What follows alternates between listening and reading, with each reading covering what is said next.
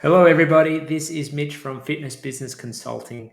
And on today's training and on today's video, I will be discussing how your gym can connect with local schools and form a joint venture that is going to be mutually beneficial for you and your gym and for the school as well. So let's get into things here.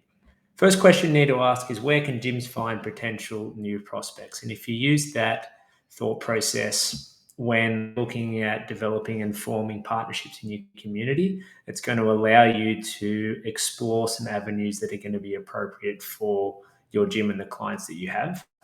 For us, we find that local schools are a great place to form these connections. Teachers, parents, other people involved in the school, all typically are of age and of capability to be able to become members of your gym. And typically, you know that they're going to be local as well if you are doing it in a school close to your gym. So we're going to explore in a bit more detail the strategic approach of how you as a gym owner can connect with these local schools.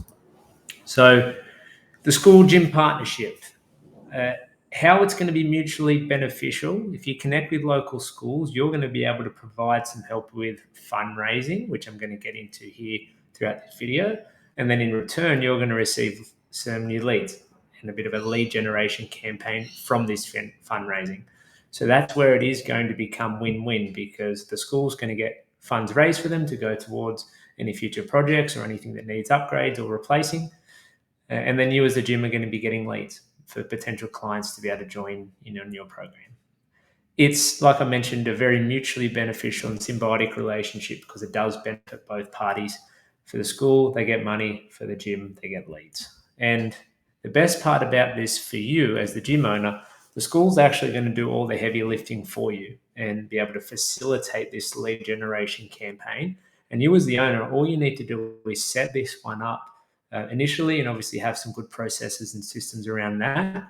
And then the school will be able to do the rest. It's going to be your job to continue to nurture that relationship with that school and the people that you're dealing with for that partnership. But the school are going to have the responsibility to do all that heavy lifting to provide the resources to be able to help raise funds for that school, and then in turn get leads for you and your gym. So we're going to get into that a little bit more now. So first of all, connecting with the right person. So there are, depending on the town you're in and the city you're in, there should be a host of local schools within your area. If you're in a smaller rural area, there might only be one or two. If you're in a larger area with more people, you're probably going to have a pool of 3, 4, 5, maybe even up to 10 local schools here to choose from. Typically, we find that this works best with primary schools, so schools kindergarten to 6. It can work for high schools as well, but find that K to 6 is going to be your best bet. So reach out to your schools in your area that fit the bill here and obviously are close enough to your gym that it is going to be appropriate for potential people who are involved in that to be able to join your facility. So you need to find the right person within the school administration. So quite often, this may be the principal, depending on how big the school is and who sort of has the final say in things. But it's up to you just to kind of explore this avenue. Every school is a little bit different, but start the process with reaching out to the administration via email or even through Instagram DM, and see if you can get in contact with someone who you can speak to about potential fundraising opportunities. If you have any members in your gym that are maybe involved in the school, you have some teachers, or maybe you do have a principal or a vice principal or something like that, it's going to make life a hell of a lot easier because you can use that person as a bit of an in and start the conversation that way. Or maybe you have some personal connections with local schools and you can utilize those as well. So if you have any existing relationships, use them to your advantage. So here's the nuts and bolts of it. So we want to be empowering students for fundraising. So how this works, you as the gym are going to offer a finite number of 1 month memberships to the school for free, for nothing. Okay, so you can choose how many this is. Might be 20, like I've listed here, 50, 75, 100. It really is up to you how many you want to offer. And this is free.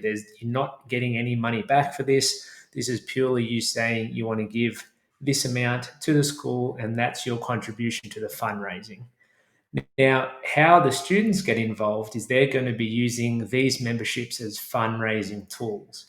So, for anyone who's familiar with how a fundraiser works, typically you have something that you can offer people who are potentially going to be donating towards the cause. And in this case, these 1 month memberships are going to be what they can use as the basis for this.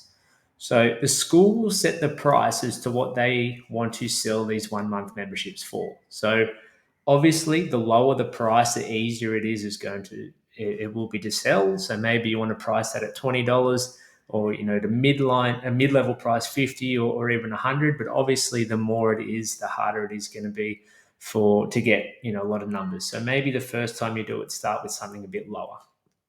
So how it'll work, let's say for convenience sake, we give 50 1 month memberships, and we charge, or the school sets the price at $20 each. Students are then going to be going out to try to sell these $20 1 month memberships to your gym to people within their network. So that's when they will be able to go to their parents, friends, or their sport teams that they're involved with, and talk to those parents. Obviously, the parent will be sort of helping the child with this as well, depending on their age. And then they're aiming to sell 5, 10, 15, 20, depending on the kids, of these 1 month memberships to people within their network. Let's just say we capped it at 50, and that is quite low, especially if it is $20 each. That's going to be $1,000 worth of fundraising that's going to go directly to the school and whatever projects that they wish to spend that on, whether it is upgrading canteen facilities, replacing sports equipment, whatever it is that they feel like they need to raise funds for. They're obviously more than welcome to put it towards that. And then you've given up 50 1 month memberships, $20 a pop, $1,000 goes directly to the school. Okay, so as you can see, this could take off quite quickly, especially if you get lots and lots of kids involved. So be mindful of this with your first one. Start at the lower end, and if you do see success, maybe you can revamp it and change it for future efforts, or if you are doing it again with another school. But like I said, it's a really sort of quick, easy way to get money directly to the school, and the kids are doing all the work for you. You can have a major prize incentive as well. So, for example, you may want to offer one 12-month membership as a major prize. This is going to encourage more donations, of course, if there is a big prize up for grabs, and it helps create a little bit of extra excitement and motivation to actually encourage people to donate. So, it doesn't need to be 12 months, and maybe 3 months or 6 months, but do something that where you're not going to be out of pocket for, and find that a membership there is a nice way to do that in a bit of a longer term. So, like I kind of alluded to, the students become your affiliates in essence. So, the school will actively promote the opportunity. They're going to use their newsletters, they're going to use emails, they're going to use discussion within the classroom, school assemblies, any other way that they do get communication across to students and to parents. They can actively promote this to help encourage parents to be able to donate money and people within their network. So, whatever the communication methods are, make sure that the school are doing that. And the way that you can sort of facilitate this is make suggestions. And this is when you might want to even provide some examples of what they can include with the newsletter, a little bit of a blurb, write out an email for them to send. And that way they don't have to actually make any, put in any effort towards doing this. They're just copy, pasting and sending. So the more you do on your end, the more likely that they're going to do it, and the less resistance you have, because they won't need to do as much. So this obviously encourages students and parents to get involved, and quite often you'll find that parents of the kids, if no one else, will be the ones that are donating. And even then, if you are getting a bunch of kids doing that, you're going to get a lot of donations just from the parents alone before you started exploring friends, family, other people in their network too. So every participant more or less becomes an affiliate for your gym, which is great. You've got these little warriors out in the community, spreading the word about your gym, dropping your name, saying that you guys are partnerships, and then that way you're getting a lot of good PR in the area, and they're becoming affiliates for your program and for your gym. So it's important that we capture lead information. So when someone makes a donation, there is going to be a process there where they complete this donation on a dedicated landing page. So this one will take a little bit of effort, especially the first one. The idea is if you get Jimmy's mum who wants to donate her $20 and get a 1 month membership, she puts her name down, Susan Smith, phone number, email. She makes that $20 donation. That donation goes directly to the school. And then you are able to capture their lead information. So that's where you get Susan Smith's name, you get Susan Smith's phone number. You can see that she's made that donation, and now she's effectively a lead, a new lead, the same way you would, work that lead and nurture that lead for any trial membership or any trial promotion that you have. The same will happen here for Susan, and you're going to contact her, call, text, etc., to organize first session and get that 1 month membership underway. So really important that you have that specific landing page so you know exactly how many people you're getting from this campaign, and that they're going into your CRM or into your system, knowing where the source of that lead is. So then where the main aim of all this, it's not just to have people come through and trial your gym. You're wanting to try to convert these leads into members, just like you would with any trial member. So you're leveraging that 1 month trial period. So that's just a way for them to get them in the door. Obviously, you're supporting their school, you're involved in the community. They're, more often than not, they might just be doing it to support the school, support their child, and may not have too much interest in the gym. There are going to be people where they see it as a bit of a sign, and they're like, well, I've been thinking about this for a while, and this is a good opportunity for me to check it out. But that 1 month trial period, it's really just a great opportunity to get them into your community, to get them through some sessions, and you're really just treating them like any trial member at that point. Obviously, you're having the conversation initially about their child and the school and everything, and then you're just going into the exact same process that you would have for any member there. Like I've mentioned earlier, this really does benefit everyone. So the school is going to gain substantial fundraising. So from my above example before, 51 month trial memberships, $20 each, $1,000. You might look to charge $50 for each of those, and just like that, you've got $2,500 for the school. So it really is an easy way for them to get fundraising and obviously put towards something that they're needing within that school. The gym and the owner receive a steady influx of leads, which they're not actually having to generate. They've just organized the system, the processes to do it. And then that organic partnership has formed. So moving forward, you are part of each other's community. If anyone within that school is ever thinking about joining a gym or wanting to get fit or lose weight or anything like that, your gym is going to be top of mind because you have got this relationship and this partnership already. So it goes beyond this initial campaign and this process here, because all of a sudden, all the teachers, all the parents, they're all going to know about your facility and about your program and where it is and who you are and where you operate, and also that you have supported the school before.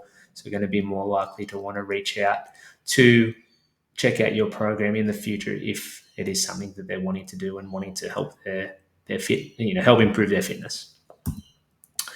So it's a win-win situation.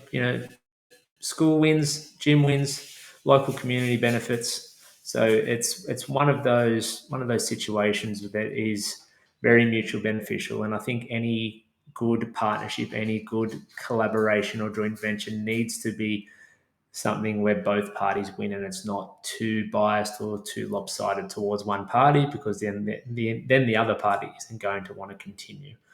So it's a little bit of an innovative, approach and partnership, something that maybe, for anyone listening hasn't really thought of. But for you as the gym owner, it is something that you need to build it once and build it really well. And then you can, wash and repeat this for gyms into the future. And you've already got that groundwork and that foundation for how it is going to roll out. I'm sure there will be things you need to tweak and change, but if you build the foundation of it really good here initially, it's going to be a lot easier to deploy this campaign into other schools in the future without having to do too much work on your end, because you've already done it once.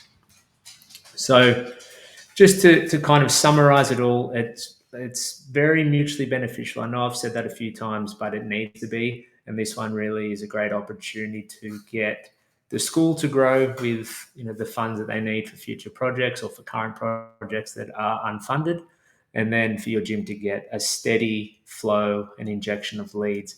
It's really a great way to serve both parties. And then, above all else, if nothing really comes from it, you're making a meaningful contribution to the school and the community.